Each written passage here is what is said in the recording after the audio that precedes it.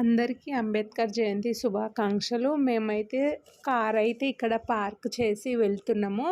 అయితే చాలా సార్లొచ్చాము స్టాచ్యూ దగ్గరికి. కానీ బయట రోడ్ దగ్గర నుంచే ఫొటోస్ దిగి వెళ్ళిపోతుంటాము. అసలు ఈరోజు ఇంత ఎండలో ఇక్కడ ఎందుకొచ్చామంటే, అంబేద్కర్ జయంతి రోజన్నా లోపలికి పంపిస్తారేమో అనేసి వచ్చాము. ఇదే మెయిన్ డోరు. అయినా పంపియలేదు. చాలామంది చాలాసేపు వెయిట్ చేశారు లోపలికి పంపిస్తారేమో అని. మేము కూడా చాలా వెయిట్ చేశాము, కానీ పంపియలేదు. అసలు లోపలికి ఎందుకు పంపియట్లేరో అర్థం కావట్లేదు. మీకేమన్నా తెలిసి ఉంటే కామెంట్ చేయండి. ఎందుకంటే నాకు తెలియదు లోపల అసలు ఎందుకు పంపియరు జనాలకు. పంపిస్తే ఏమవుతుంది? అది అంబేద్కర్ గురించే ఉంటుంది. అసలు ఎందుకు పంపించారో తెలియట్లేదు. మీకు ఏమన్నా తెలిస్తే కామెంట్ చేయండి. అండ్ ఎంతసేపు ఆడ ఉండాలని ఇటు సైడ్ వస్తే ఇక్కడ బుద్ధుని విగ్రహాలు ఉన్నాయి స్టేట్ వైజ్గా.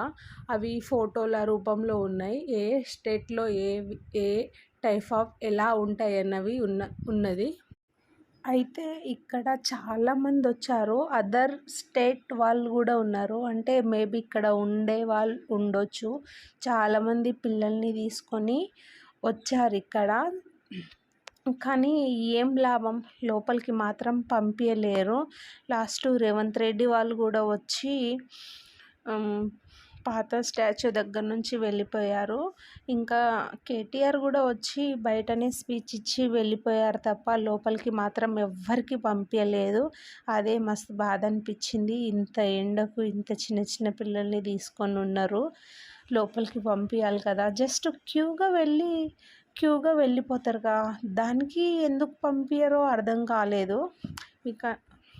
అండ్ అక్కడ ఎంతసేపు ఉండాలి ఎండకనేసి చాలాసేపు ఉండి, మరి ఆ రోజు ఎండ 48 degrees టెంపరేచర్తో ఉన్నది.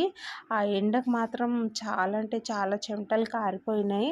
అయితే ఫైనల్గా అయితే మేము రిటర్న్ ఇంటికి వచ్చేసాము. ఎందుకంటే పిల్లలు చాలా ఇబ్బంది పెట్టిర్రు అటు ఇటు తిరిగి ఎండకు.